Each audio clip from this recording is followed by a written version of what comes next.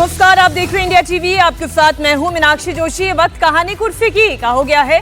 तमाम मेहमान इस वक्त हमारे साथ स्टूडियो में मौजूद हैं। विजय त्रिवेदी जी हैं, समीर चौगांकर जी हैं, हर रोज आप इन्हें सुनते ही हैं। आज हमारे साथ अजीत द्विवेदी जी भी हैं और साथ ही राकेश शुक्ला जी भी हमारे साथ आज कहानी कुर्सी की में जुड़ रहे हैं। बहुत स्वागत सर आप दोनों का भी। आज हम छोटी छोटी लड़ाई में कैसे बड़े बड़े मुद्दे आने लगते हैं, इससे बात की शुरुआत करेंगे। कहानी यहां से शुरू होगी। कैसे लोकल बॉडी इलेक्शन में अंतर्राष्ट्रीय मुद्दे भी आ जाते हैं, कहानी यहां से शुरू करेंगे। बात बीएमसी की हो रही है, देश के सबसे बड़े नगर निगम के चुनाव की हो रही है। मुंबई के बीएमसी का नया बॉस कौन होगा, यह 16 जनवरी को पता चलेगा जब नतीजा आएगा। लेकिन आखिर क्या कारण है कि एक कॉर्पोरेशन के चुनाव पर न केवल एक शहर बल्कि पूरे देश की नजर है? इसका कारण बड़ा दिलचस्प है, क्योंकि भारत ही नहीं बल्कि एशिया के सबसे रईस नगर निगम है बीएमसी। इसलिए इस बार चुनाव भी बेहद अलग तरीके से लड़ा जा रहा है। ओवैसी ने तो बीएमसी चुनाव को इंटरनेशनल बना दिया है। वो बीएमसी चुनाव में बांग्लादेश, शेख हसीना के नाम पर तो वोट मांग ही रहे थे, अब तो वो डोनाल्ड ट्रंप का जिक्र करने लगे हैं। वेनेजुएला में जो डोनाल्ड ट्रंप ने किया, इस बहाने वो प्रधानमंत्री मोदी पर निशाना साध रहे हैं। वो ये कह रहे हैं कि अगर ट्रंप कर सकते हैं तो मोदी जी पाकिस्तान से आतंकी सरगनाओं को क्यों नहीं ला सकते। वेनेजुएला में ट्रंप ने अपनी फौज को भिजाकर वहां के एक जमहूरी तौर पर मुंतखबशुदा सदर को एक मुल्क से, उसी के मुल्क से उठाकर अमेरिका लेकर चले गए। नरेंद्र मोदी जी, अमित शाह, देवेंद्र फडणवीस, जब ट्रंप अपनी फौज को भिजाकर वेनेजुएला से कदमी को उठा सकता है, जब सऊदी अरब यमन में मुखल्ला के पोर्ट पर बमबारी कर सकता है, मोदी जी हम आपको कह रहे हैं, आप पाकिस्तान में भिजाकर जो मुंबई की सड़कों पर साजिश करने वाले 9/11 के जालिम लोग हैं, चाहे वो मसूद अजहर हो या फिर लश्कर तैयबा का वो जालिम शैतान हो, मोदी जी 56 इंच का सीना है तो भिजाकर उठाकर लाओ। अगर ट्रंप कर सकता है तो क्या आप कम है?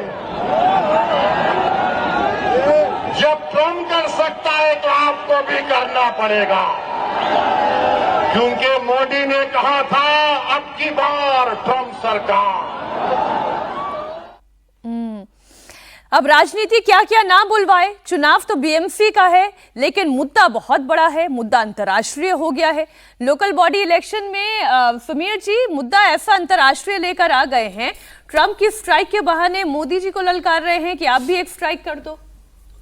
बिल्कुल, देखिए अब बीएमसी को तो सिर्फ लोकल बॉडी नहीं है, बीएमसी का एक अलग ही स्टेटस है। बीएमसी का बजट जो है वो तो कई राज्यों से बड़ा तो बजट है उसके के बयान से समझ में आ बिल्कुल। और बीएमसी की लड़ाई इस बार बहुत जबरदस्त लड़ाई लड़ने की तैयारी में ओवैसी भी साहब लगे हुए हैं, क्योंकि ओवैसी साहब ऐसे हैं कि जिनको हैदराबाद के बाहर, तेलंगाना के बाहर उनको अगर पहला कोई सांसद मिला था वो महाराष्ट्र से ही मिला था। और महाराष्ट्र में उनको, बिहार में जिस तरीके से उनके विधायक 5 जीत के आए, उनको लग रहा है कि इस बार महाराष्ट्र में भी मैं बीएमसी में कोई बेहतर प्रदर्शन करने की स्थिति में आ जाऊं, और महाराष्ट्र को उन्होंने इसमें लिया हुआ है। देवेंद्र फडणवीस भी इस बार पूरी कोशिश महाराष्ट्र को लेकर कर रहे हैं, क्योंकि अभी तक शिवसेना का ही मेयर वहां पर आया, भारतीय जनता पार्टी अभी तक अपना मेयर बना नहीं पाई। अब भारतीय जनता पार्टी को लग रहा है कि एक मौका है कि जिस तरीके से विधानसभा चुनाव में प्रदर्शन हुआ, जिस तरीके से देवेंद्र फडणवीस का वहां पर काम है, लगातार प्रधानमंत्री नरेंद्र मोदी का काम है, और शिवसेना जिस तरीके से टूटी है, उसके बाद बीजेपी को भी लग रहा है कि वहां अपना मेयर बनाने की पूरी संभावना है। और देवेंद्र फडणवीस ने कहा कि इस बार भाई महायुति का मेयर बनेगा, कोई हिंदू बनेगा और वो भी मराठी बनेगा। तो उन्होंने बहुत स्पष्ट कर दिया है कि भाई मराठी आदमी बनेगा। हालांकि ओवैसी साहब तो कह रहे हैं कि कोई बुरके वाले को हम बनाएंगे। तो मुझे लग रहा है कि अब 15 तारीख को वोटिंग है, 16 को रिजल्ट आने वाला है, तो 29 नगर निगम में चुनाव प्रचार बहुत धुआंधार है, जिसमें बीएमसी है और Thane municipal corporation, Pune municipal corporation, तमाम बड़ी कॉर्पोरेशन को लेकर सबका अपना प्रचार चल रहा है। लेकिन अब ओवैसी साहब तो पहुंच गए वहां पर। मजेदार बात यह है कि ओवैसी साहब के साथ कांग्रेस ने कई सीटों पर गठबंधन भी कर लिया है, मतलब ओवैसी की सीटें छोड़ दी कई जगह। वो कहानी भी रखूंगी मैं दर्शकों के सामने। तो लेकिन मुस्लिम वोट कितना जरूरी है ओवैसी के लिए, और ये मुस्लिम वोटों का समीकरण क्या है सर, एक बार ये जरा डिटेल में दर्शकों के सामने रख दूं। दरअसल आप बीएमसी के 2017 के चुनावों के नतीजे को याद करें, असदुद्दीन ओवैसी ने कितनी सीटें जीती थी? 7 सीटें जीती थी। किसके दम पर जीती थी? मुसलमानों के दम पर जीती थी। और अभी जो हाल ही में एक टिप्स की रिपोर्ट भी आई है, वो क्या बोल रही है कि किस प्रतिशत जो है वो मुस्लिम आबादी है, और ये आबादी कहां कहां पर असर डालती है। आप देखें 60 सीटें ऐसी है जहां पर मुस्लिम आबादी का सीधा असर दिखाई देता है। इसमें धारावी की 33% तो आप अलग कर लें, लेकिन भाईखला, मानखुर्द, शिवाजी नगर, मुंबा देवी, यहां पर तो 50% से अधिक मुस्लिम डोमिनेंस है। समीर जी, बिल्कुल निश्चित रूप से। धारावी की अगर बात करें तो धारावी से वर्षा गायकवाड़ सांसद है कांग्रेस की, एक सीट जो है वहां दलित और मुस्लिम का बड़ा डोमिनेंस है धारावी वाला एरिया के अंदर। तो मुझे लग रहा है कि अब ओवैसी साहब की पूरी कोशिश है कि बॉम्बे के जो मुस्लिम वोटर्स है बीएमसी में, जो कई बार कांग्रेस के साथ रहे लंबे समय तक, शरद पवार के साथ रहे और समाजवादी पार्टी के साथ रहे थे, उनको अब ओवैसी टारगेट लेकर चल रहे हैं कि बीएमसी में स्टेज में आ जाए कि वो कम से कम 20 से 25 सीटें जीत सके बीएमसी के अंदर। और कोशिश उनकी यही, और अजित पवार भी नहीं चाहते कि उनका मुसलमान वोट टूटे, इसलिए अजित पवार को गठबंधन में, महायुति में नहीं लिया इस बार बीएमसी में। अजित पवार अलग लड़ रहे हैं, उनके नेता नवाब मलिक है, नवाब मलिक अलग मुस्लिम वोटर्स के लिए कोशिश कर रहे हैं। समाजवादी पार्टी के अबू असीम आजमी वो अलग मुस्लिम वोटों के लिए कोशिश कर रहे हैं। तो सबका अपना अपना दावे। कांग्रेस का था अलग मुस्लिम वोट बैंक, और कल डिस्कस भी कर रहे थे एक सर्वे जो आया था कि जिसमें बड़ा वोट बैंक मुसलमानों का कांग्रेस के साथ जुड़ा हुआ है, उद्धव के साथ नहीं जा रहा है। तो इस बार बड़ा वोटों का बिखरा होगा। लेकिन ओवैसी की कोशिश है कि जिस तरीके से बिहार में वो मुस्लिम लीडर्स के रूप में उभरे हैं, मतलब लालू प्रसाद यादव से तोड़ने में सफल रहे, वैसा ही वो महाराष्ट्र के अंदर बीएमसी में कांग्रेस से और समाजवादी पार्टी से मुस्लिम वोट तोड़े और कम से कम 20 से 22 सीटों को वो प्रभावित करने की स्थिति में आ जाए। लेकिन शेख हसीना को वापस बांग्लादेश भेजो, बांग्लादेश में उनके ऊपर मुकदमा चलना चाहिए। विजय जी ऐसे ऐसे मुद्दे उठा रहे हैं पाकिस्तान को लेकर, जो मोदी को उन्होंने ललकारा, वो तो हमने दर्शकों को सुना ही दिया। इससे उन्हें क्या हासिल हो रहा है? देखिए मीनाक्षी जी, कंट्रास्ट क्या है कि ओवैसी साहब ट्रंप की बात कर रहे हैं, पाकिस्तान, बांग्लादेश, वो मुसलमानों को ध्यान में रखते हुए बात कर रहे हैं, लेकिन इलेक्शन पूरा हाइपर लोकल है। हाँ, इलेक्शन वहाँ हो रहा है हाइपर लोकल, एक एक सीट पर हो रहा है। और इसीलिए जो कल भी हम लोगों ने चर्चा की थी कि जो कॉम्बिनेशन बन रहा है, जो अलायंसेज बन रहे हैं, वो लोकल लेवल पर बन रहे हैं कि पवार साहब, अजीत पवार साहब भी साथ में, कहीं कांग्रेस और एएमआईएम साथ में है, कहीं शिंदे और दूसरी पार्टी साथ में है। तो वो हाइपर लोकल इलेक्शन है कि वहाँ पर हर सीट पर कितना होगा। बीएमसी में और महाराष्ट्र में यदि राजनीति देखें तो जो मुस्लिम एमएलएज हैं वो 90% एमएलएज बॉम्बे से ही हैं, मुंबई से ही हैं। 10 एमएलएज हैं तो वो वहाँ से हैं, मुंबई से हैं। यहाँ मुंबई में 6 लोकसभा सीट है, 6 लोकसभा में 36 विधानसभा सीट है, और 36 विधानसभा सीटें 227 वार्ड में है। मतलब हर एक कॉन्स्टिट्यूंसी में 6.3% वार्ड है, 6.3 वार्ड है, और 23 वार्ड करीब करीब ऐसे हैं जहाँ पर मुस्लिम डोमिनेंस है। तो उस पर सारा फोकस है। शिवसेना से कांग्रेस अलग ही इसलिए हुई कि भाई वो मुस्लिम वोट में राज ठाकरे के साथ नहीं जा सकती, ताकि उनके पास वो रहे। तो हाइपर लोकल इलेक्शन को इंटरनेशनल इश्यूज के साथ कैसे जोड़ा जा सकता है, ये तो ओवैसी साहब बता सकते हैं। अच्छा, मुंबई का मेयर कौन होगा, इसे लेकर महाराष्ट्र बीजेपी ने एकदम क्लियर कट मैसेज दे दिया है। फडणवीस ने साफ साफ कह दिया है मुंबई का मेयर हिंदू मराठी होगा। मुंबई में कृपाशंकर सिंह के बयान को लेकर जो कंफ्यूजन हुआ था, उसे महाराष्ट्र के सीएम फडणवीस ने क्लियर कर दिया है। उनका भी बयान आप सुने। तो मुंबईचा महापौर कोण होणार असा मुद्दा देखील आला। मी परवा स्पष्ट सांगितलं, मुंबईचा महापौर महायुतीचाच होणार, मुंबईचा महापौर हिंदूच होणार आणि मुंबईचा महापौर मराठीच होणार।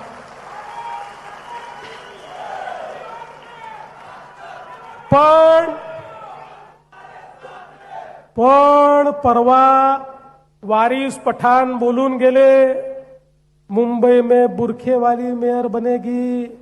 आम्हाला वाटलं आता मराठी माणसाबद्दल बोलणारे तुटून पडतील, पण मला समजलंच नाही। अचानक भोंग्याचे सेल डाऊन झाले। सकाळचा भोंगा बोलेनाच, विचारलं तर तोंडातनं शब्दच निघेना। एक जण यांच्यातला बोलायला तयार नाही, हे त्याचं उत्तर देण्याकरता देखील तयार नाही। आता आम्हालाच त्यांना चार्ज करावं लागेल, तर कदाचित या भोंग्यातनं आवाज निघतील। आणि म्हणून त्यांच्या छातीवर उभं राहून सांगतो, या ठिकाणी महापौर हिंदूच बनेल, या ठिकाणी महापौर मराठीच बनेल।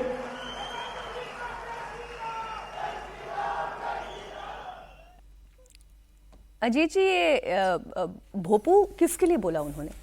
कौन है भोपू? देखिए वो तो जो जिन लोगों को वो कंफ्यूजन जो जिन लोगों की बात कर रहे हैं वो संजय राउत को उनके बयान हम लोग सुनते ही रहते हैं। उनके बयानों की वजह से क्या नुकसान हुआ है वो भी हम लोग जान रहे हैं।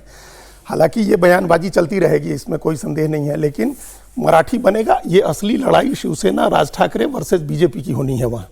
और दोनों का एक सर्टेन इलाके में दोनों के अपने अपने असर हैं, जो हम बार बार उस आंकड़े को दोहराते हैं कि जब पिछला चुनाव 17 में हुआ था 84 सीट जीती थी शिवसेना ने, जो उद्धव ठाकरे की जो एकीकृत शिवसेना थी, और 82 सीटें भारतीय जनता पार्टी को मिली थी।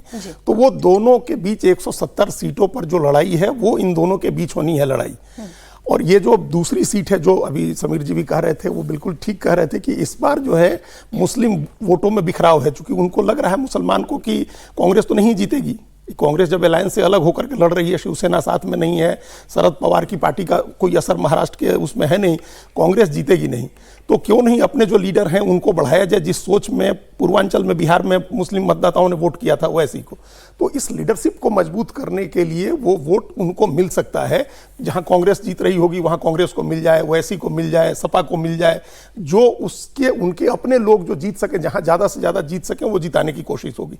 लड़ाई तो दूसरी तरफ हो रही है। और एक दिलचस्प बात इसमें हमने आप सबने सुना, जो बयान हम लोग ओवैसी साहब का सुन रहे थे, उन्होंने पाकिस्तान के तमाम आतंकवादियों का नाम लिया, लेकिन जो लोग भारत से भागे हुए हैं और घोषित आतंकवादी हैं उनका नाम नहीं लिया उन्होंने। उनको मुंबई में खड़े होकर के उस व्यक्ति का नाम लेना था जो 1992-93 के दंगों का बम विस्फोट का आरोपी है, उसका नाम लेना चाहिए था ना, कि भाई वो हमारे यहाँ से भाग करके गया है, हमारे यहाँ बम विस्फोट करके, वो नहीं ले रहे हैं। मुंबई में खड़े होकर कैसे बोल देंगे? मसूद अजहर का नाम ले रहे हैं। भाई मसूद अजहर के तो पूरे परिवार को मार दिया ऑपरेशन सिंदूर में हमारी सेना ने। अच्छा, और वो रोते कलपते उसके वीडियो जाए। ये तस्वीरें जो हैं, जरा पीसीआर डायरेक्टर में ये बता दें कि ये तस्वीरें लाइव हैं, लाइव तस्वीरें हैं। अब ये तस्वीर इसलिए इतनी इंपॉर्टेंट है, आप देखिए राज ठाकरे सेना भवन पहुंचे हैं और 20 साल के बाद राज ठाकरे सेना भवन पहुंचे हैं। कुछ ही देर में प्रेस कॉन्फ्रेंस जो कि आप देख ही रहे, घोषणा पत्र उन्होंने जारी कर दिया है। ये भी इंपॉर्टेंट है, बीएमसी की लड़ाई की वजह से, अपने अस्तित्व की लड़ाई के लिए, वोटों की लड़ाई के लिए ठाकरे बंधु एक बार फिर से, ब्रदर्स एक बार फिर से एक साथ हैं, साझा घोषणा पत्र जारी कर रहे हैं। अब क्या ये इनका सबसे बड़ा हथियार भी साबित होगा? और जिस पर देवेंद्र फडणवीस इशारा कर रहे थे कि आप भोपू क्यों नहीं बोलते, अब वो क्यों नहीं अपनी बात रखते, जिन्होंने पार्टी का इतना नुकसान कर दिया, इतना डैमेज कर दिया। ये भी विडंबना ही है कि वो उद्धव ठाकरे के एकदम नजदीक बैठे हैं, वही सबसे बड़े सिपह सलार हैं उद्धव ठाकरे के। तो ये तस्वीरें भी आपके सामने, लेकिन गठबंधन को लेकर कितनी कंफ्यूजन में महाराष्ट्र में, जरा आप ये समझें। अभी जिस तरफ समीर जी इशारा कर रहे थे, मैं पूरा डेटा जब पढ़ने लगी तो मैं हैरान हो गई। मुंबई समेत 15 नगर निगम में बीजेपी और शिवसेना का गठबंधन है, ठीक। 14 नगर निगम ऐसे हैं जहां पर बीजेपी और शिवसेना आमने सामने हैं। नासिक, धुले और अकोला में बीजेपी के खिलाफ शिंदे और अजीत का गठबंधन है। यह भी आप देखें, अभी कंफ्यूजन खत्म नहीं हुआ है, कंफ्यूजन थोड़ा सा और बढ़ाती हूं आपके लिए। पुणे, पिंपरी चिंचवाड़, परभणी में अजीत शरद साथ साथ हैं।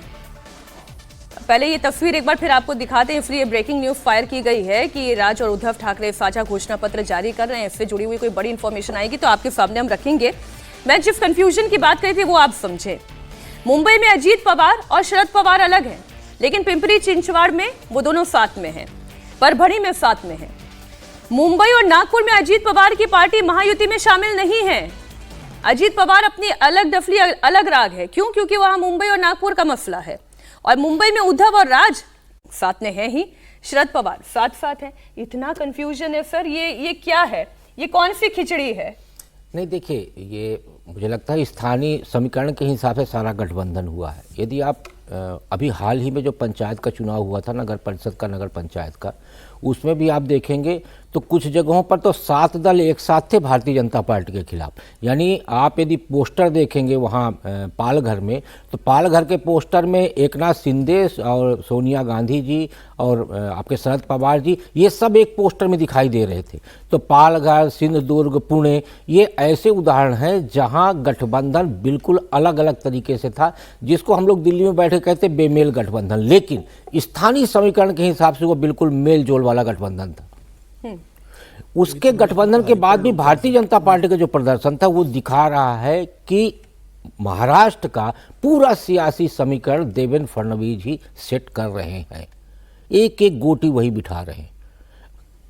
मैं तो ये भी कहूंगा कि उद्धव ठाकरे और राज ठाकरे के बीच में संबंध बनाने में भी इन्हीं की भूमिका है। देवेंद्र फडणवीस की।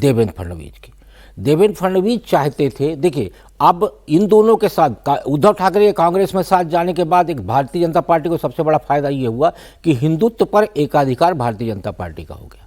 देवेंद्र फडणवीस ने क्या कहा कि मराठा हिंदू बनेगा, तो उन्होंने जो मराठा पॉलिटिक्स वहाँ चल रही थी महाराष्ट्र में, उसको भी उन्होंने काउंटर कर दिया। तो मराठा हिंदू यानी हिंदुत्व पे उनका अपना एकाधिकार, मराठाओं को वो आगे करके चल रहे हैं। जो एक समीकरण, एक बात कही जा रही थी कि भाई ब्राह्मण मुख्यमंत्री बन गया है तो मराठाओं को उपेक्षित किया जा रहा, उन्होंने इसको भी काउंटर कर दिया। उन्होंने कहा कि मराठा और हिंदू बनेगा महापौर, यानी मराठा को जो महाराष्ट्र में सम्मान दिया जाना चाहिए या जो मिल रहा है वो सम्मान बरकरार रहेगा। तो देवेंद्र जी पूरी स्थितियों को बिल्कुल क्लियर करके चल रहे हैं कि भारतीय जनता पार्टी विधानसभा, स्थानीय निकाय में पंचायत चुनाव की तरह ही नगर निगम चुनाव में भी एक अच्छा प्रदर्शन कर सके। अब ये तो जंग बड़ी दिलचस्प है। यहाँ पर गठबंधन में जनता के लिए कंफ्यूजन हो सकता है, लेकिन वहां पॉलिटिकल पार्टीज में कोई कंफ्यूजन नहीं है। मीनाक्षी, कंफ्यूजन है मतलब आप देखिए कि कहीं जगह तो बीजेपी और कांग्रेस के कॉर्पोरेटर आपस में मिलकर चुनाव लड़ रहे हैं, समाजवादी पार्टी और बीजेपी मिलकर लड़ रही है, ओवैसी और कांग्रेस मिलकर लड़ रहे हैं, राज आठवले जो केंद्र में मंत्री है वो बीजेपी के खिलाफ चुनाव लड़ रहे हैं, शिवसेना मिलकर उद्धव ठाकरे और एकनाथ शिंदे मिलकर चुनाव लड़ रहे हैं, अजित पवार शरद पवार मिलकर चुनाव लड़ रहे हैं, अजित पवार और बीजेपी मिलकर चुनाव लड़ रहे हैं, शरद पवार और बीजेपी मिलकर चुनाव लड़ रहे हैं। मतलब ऐसा कोई दल नहीं जिसके साथ बीजेपी ने गठबंधन नहीं किया होगा और ऐसा कोई दल नहीं जिसके साथ कांग्रेस ने और ओबीसी ने गठबंधन नहीं किया होगा।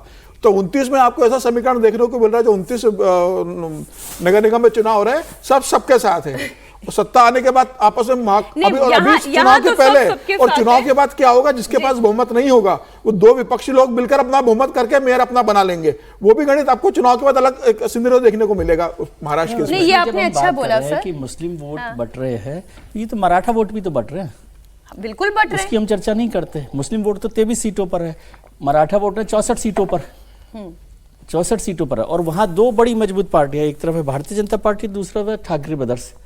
अब ठाकरे ब्रदर्स और मराठी के लिए देवेंद्र फडणवीस, क्योंकि देवेंद्र फडणवीस खुद मराठी हैं, हिंदू है, मुख्यमंत्री हैं, और उधर शिवसेना जो है बाला साहब की लेगेसी को लेकर आगे बढ़ रही है। उनके पास जो अभी सर्वे में देख रहा था 53% मराठी वोट है, बीजेपी से ज्यादा वोट है उनके पास। तो अब वो मराठी वोट को किस तरह से कॉम्बिनेशन में यूज कर सकते हैं। सर ये बात लेकिन जो समीर जी ने कही ना कि सब सबके साथ है, हाँ नहीं वो तो मैंने बोला कि वो हाइपर लोकल इलेक्शन है, सब सबके साथ है, ये वहां पर महाराष्ट्र में है, लेकिन पश्चिम बंगाल में ऐसा नहीं है। वहां पर अभी भी कंफ्यूजन है कि वो टीएमसी और कांग्रेस साथ है या नहीं है। अच्छा, मुस्लिम वोट की भी सभी को आवश्यकता है और खासतौर पर टीएमसी और कांग्रेस की मैं बात करूंगी। हालांकि लड़ाई में तो और भी प्लेयर्स हैं, लेकिन जब मुस्लिम वोटों पर किसका असर सबसे ज्यादा है तो यहां से चर्चा की शुरुआत करते हैं। मार्च अप्रैल में पश्चिम बंगाल में विधानसभा चुनाव होने वाले हैं, लेकिन चुनाव से पहले ही कांग्रेस और टीएमसी आमने सामने हैं। कांग्रेस पार्टी ने बंगाल चुनाव से पहले ममता बनर्जी की टीएमसी को झटका दिया। टीएमसी की राज्यसभा सांसद मौसम नूर को कांग्रेस में शामिल करा लिया गया। हालांकि इसे मौसम नूर की कांग्रेस में घर वापसी के तौर पर देखा जा रहा है। टीएमसी सांसद मौसम नूर पहले कांग्रेस पार्टी की ही सदस्य थी और बाद में वो तृणमूल कांग्रेस में शामिल हुई थी। वे मालदा के प्रभावशाली खान चौधरी परिवार से ताल्लुक रखती हैं। इनका उत्तर बंगाल की राजनीति में खासा असर है। घनीकांत चौधरी एक कांग्रेस पार्टी के महास्तंभ थे और इंदिरा जी हमेशा उनको बहुत सम्मान के साथ बात करती थी। कैबिनेट मंत्री थे और मुझे और भी खुशी है कि हमारे नूर जो 2 बार सांसद थी मालदा साउथ से और यूथ कांग्रेस की अध्यक्ष रही हैं, उनका घर वापसी हुआ है आज। और जैसा कि मीर साहब ने कहा, कांग्रेस जिंदा है पश्चिम बंगाल में, इसमें कोई शक या दो राय नहीं होनी चाहिए। कांग्रेस जिंदा है, फिर कर उभर कर आएगी। कांग्रेस पश्चिम बंगाल की जनता चाहती है कि कांग्रेस और मजबूत हो और हम लोगों की जो आशा है उसको हम पूरा करने के लिए हमेशा लड़ते रहेंगे। अजीत जी, वेंटिलेटर पर भी अगर व्यक्ति कोई रहे तो वो भी जिंदा ही कहा जाता है। बिल्कुल।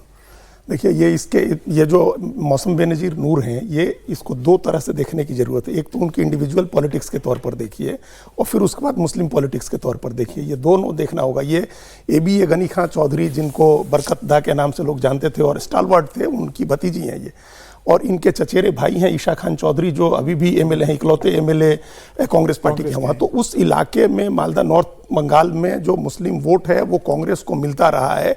लेकिन जैसे पिछली बार ये 2009 और 2014 में जीती मौसम नूर कांग्रेस से, और 19 के चुनाव में जब इनको लगने लगा कि हो सकता है कि कांग्रेस नहीं जीते यहाँ, और तृणमूल कांग्रेस बहुत मजबूत है, तो ये पाला बदल के तृणमूल कांग्रेस में चली गई। बहाना ये बनाया कि हम चाहते थे कि तृणमूल से तालमेल हो, और वहां जाके तृणमूल से हार गई। ये लड़ी और कांग्रेस लड़ी। इसका नतीजा ये हुआ कि वहां खगेन मुर्मू जीत गए, जिनको ये 2 बार से हरा रही थी। बीजेपी के खगेन मुर्मू जीते वहां। तो एक इनकी इंडिविजुअल पॉलिटिक्स है। इसी अप्रैल में इनकी राज्यसभा समाप्त हो रही है, और इनको पता है ममता बनर्जी के साथ दूरी बढ़ गई है कि राज्यसभा नहीं मिलनी है। तो फिर ममता बनर्जी तो ऐसी निपटा, किसी को नहीं देना है तो नहीं देना है, देना है तो दिल खोल करके दे दिया। सुष्मिता देव गई, उनको भी राज्यसभा दे दिया। मौसम नूर आई, उनको भी राज्यसभा दे दिया। जो कांग्रेस से गया उसको तो वो नहीं देंगी इस बार। तो इनको अब लगा कि कांग्रेस में लौटें। परिवार के लोगों ने एक प्रेशर दिया, को दे दिया, हाँ दे दिया सागरिका घोष को। तो ये अब फिर इंडिविजुअल पॉलिटिक्स ये है। अब रही मुस्लिम पॉलिटिक्स, तो वहां 55 से 66% तक मालदा और मुर्शिदाबाद में मुस्लिम का वोट है, और उस वोट की क्लेमेंट एक आध सीट छोड़ दीजिए, 2-4 सीट छोड़ दीजिए, तो ममता बनर्जी ही है। मुंबई में भले मुस्लिम वोट बट रहा है, पश्चिम बंगाल में कोई मुस्लिम वोट नहीं बटने जा रहा है। लेकिन मौसम नूर को कांग्रेस में शामिल कराकर कांग्रेस पार्टी एक बार फिर से मुस्लिम वोटर्स पर अपनी दावेदारी पक्की करना चाहती है। जयराम रमेश को भी आपने सुना ही, वो कह रहे हैं कि कांग्रेस पार्टी बंगाल में अभी जिंदा है। बंगाल में अगर मुस्लिम दावेदारी की बात की जाए तो ममता बनर्जी की पार्टी है टीएमसी, दूसरी है कांग्रेस, तीसरी ओवैसी की पार्टी एआईएमआईएम, और बाबरी मस्जिद बनवाने वाले हुमायूं कबीर भी अब लाइन में लग गए हैं। अब मौसम नूर को कांग्रेस में शामिल करवाने पर बीजेपी चुटकी ले रही है। चुनाव में टीएमसी और कांग्रेस के समझौते की संभावना भी खत्म हो गई, वो ऐसा कह रहे हैं। सुने आप शुभेंदु अधिकारी को। देखिए, जिनका सेल्फ रेस्पेक्ट है वो टीएमसी में नहीं रह सकता है। कांग्रेस ने कहा है जो हमारे लिए अभी पहले खिड़की खोला था, अभी दरजा खोल दिया है। अभी देखिए बाद में बहुत से आने वाले। वो कांग्रेस क्या बोलेगा, ये कांग्रेस साइन बोर्ड पार्टी है। कांग्रेस ने अधीर चौधरी जी को प्रदेश अध्यक्ष से हटाया ममता को खुश करने के लिए। कांग्रेस को ठीक करना चाहिए यहाँ कैसे लड़ेगा। अधीर चौधरी जी प्रदेश अध्यक्ष था, बड़ा नेता, उनको हटाया ममता बनर्जी को खुश करने के लिए। अच्छा, ममता बनर्जी की पार्टी एफआईआर का मुद्दा बनाकर भी मुस्लिम वोटर्स को जोड़कर रखना चाहती है, इसलिए टीएमसी लगातार बीजेपी पर हमलावर है। टीएमसी सांसद और ममता बनर्जी के भतीजे अभिषेक बनर्जी ने बीजेपी की तुलना तो सांप से कर दी और कहा कि आप अपने आंगन में एक सांप रखिए या 18 सांप रखिए, डसेगा वो आपको ही। बीजेपी के सांसद और सांप एक है। आप अगर अपने घर के पीछे एक सांप छोड़ दो, 2 सांप छोड़ दो, 18 सांप छोड़ दो या 12 सांप छोड़ दो, सांप तो सांप ही रहेगा। मौका मिलेगा तो आप ही को काटेगा। आप जिसको दूध पिला के बड़ा किया वही आपको काटेगा, वही सांप। तो इस बार भाई एक भी सांप नहीं रखना इस बंगाल का मिट्टी में, और खास करके इस अलीपुरद्वार का मिट्टी में। ये सर सांप पर लेकर आ गए पॉलिटिक्स को अभिषेक बनर्जी। देखिए, राजनीति में हम उन शब्दों का इस्तेमाल करते हैं जो प्रभावी होता है, और ये इस तरह के शब्दों का, क्योंकि सबसे बड़ा विषैलापन, सांप से तात्पर्य उनका विषैलेपन से है, और विषैलेपन से तात्पर्य उनका जातिगत या धार्मिक राजनीति से। तो भारतीय जनता पार्टी को उन्होंने एक तरह से विषैलेपन के रूप में प्रस्तुत किया। पूरी पॉलिटिक्स में जो अभी आप बात कर रही थी, सबसे मूल प्रश्न ये है कि क्या पश्चिम बंगाल की लड़ाई में कांग्रेस कहीं पे है? यदि कहीं पे है तो समझ में आता है कि जिस तरह के लोगों को वो शामिल कर रही है उसका एक प्रभाव होगा। टीएमसी तो मान के ही नहीं चल रही कांग्रेस कहीं रेस में है, उनकी लड़ाई सीधा बीजेपी से है। अब आप देखिए, मुस्लिम वोट के लिए सिर्फ बंगाल में ही नहीं, कांग्रेस पूरे देश में मशक्कत कर रही, और इसी के चलते इंडी गठबंधन टूट रहा है। प्रियंका जी फिलिस्तीन का झोला लेके चलती हैं, दिग्विजय सिंह जी बयान देते हैं, बयान देके वो फिलिस्तीन के झोले में मुस्लिम वोट डालने का प्रयास करते हैं। आप ये सारा समीकरण जो है वो दलित और मुस्लिम का कांग्रेस लेके चल रही है, और उस दलित और मुस्लिम वोट को की वापसी को लेके ही कांग्रेस एक बड़े नुकसान की तरफ बढ़ रही है। पश्चिम बंगाल में पूरा चुनाव जो है तृणमूल कांग्रेस बनाम भारतीय जनता पार्टी का हो चुका है, और ये पूरा चुनाव उसी दिशा में बढ़ेगा। कम्युनिस्ट पार्टी वहाँ कहीं नहीं दिख रही और कांग्रेस पार्टी भी वहाँ कहीं नहीं दिख रही। कांग्रेस पार्टी दिखने के लिए ही इस तरह के उपक्रम कर रही है कि हम कम से कम हमारी उपस्थिति वहाँ पे रहे। अभी अजीत जी ने जो आंकड़ा रखा बिल्कुल सही है कि वहाँ का मुसलमान, यदि मान लीजिए थोड़ा बहुत भी मुसलमान, 9 डिस्ट्रिक्ट हैं वहाँ, और थोड़ा बहुत भी मुसलमान यदि तृणमूल कांग्रेस या ममता बनर्जी के कामकाज से नाराज है, तो उसके लिए ममता जी ने हुमायूं को उतार दिया है कि उस मुसलमान वोट को हुमायूं अपने साथ ले जाएंगे। यानी कांग्रेस के लिए कोई ऑप्शन ही नहीं बचा कि नाराज भी यदि मान लीजिए 0.5% वोट भी यदि मुस्लिम नाराज है और यदि वो कांग्रेस के साथ जा सकता है, तो उसके लिए हुमायूं जी को उतार दिया गया है। अब हुमायूं मान लीजिए अलग पार्टी बना के लड़ते हैं, मुस्लिम वोट लेके जाते हैं, तो वोट जो है ममता बनर्जी का अपने पास रहेगा। यदि मान लीजिए कुछ वोट लेके गए और कुछ विधायक जीते, तो वो बाद में ममता के साथ ही जाएंगे। तो इसलिए कांग्रेस और लेफ्ट पार्टी के लिए बंगाल में फिलहाल कोई हमें रास्ता दिखाई नहीं दे रहा। पूरा चुनाव तृणमूल और भारतीय जनता पार्टी के बीच ही सिमटता हुआ दिख रहा है। ये सांप वाले पर सर क्विक कमेंट करना चाहेंगे आप?